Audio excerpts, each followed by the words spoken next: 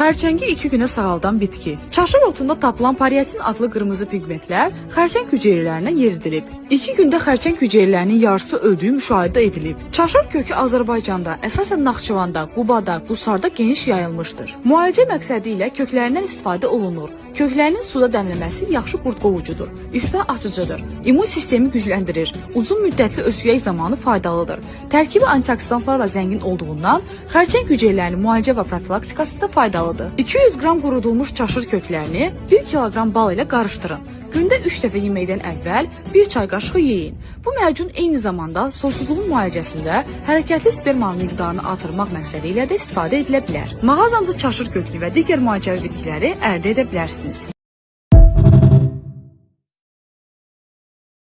Xərçəngi 2 günə sağaldan bitki. Çaşır otunda tapılan parietin adlı qırmızı pigmentlər xərçəng hüceyrələrinə yeridilib. 2 gündə xərçəng hüceyrələrinin yarısı öldüyü müşahidə edilib. Çaşır kökü Azərbaycanda, əsasən Naxçıvanda, Qubada, Qusarda geniş yayılmışdır. Müalicə məqsədi ilə köklərindən istifadə olunur. Köklərinin suda dəmləməsi yaxşı qurd qovucudur, iştah açıcıdır, immun sistemi gücləndirir, uzun müddətli öskürək zamanı faydalıdır. Tərkibi antioksidantlarla zəngin olduğundan xərçəng hüceyrələrinin müalicə və profilaktikasında faydalıdır. 200 qram qurudulmuş çaşır köklərini 1 kiloqram bal ilə qarışdırın. Gündə 3 dəfə yeməkdən əvvəl 1 çay qaşığı yeyin. Bu macun eyni zamanda susuzluğun müalicəsində hərəkətli spermanın miqdarını artırmaq məqsədi ilə də istifadə edilə bilər. Mağazamızda çaşır kökünü və digər müalicəvi bitkiləri əldə edə bilərsiniz.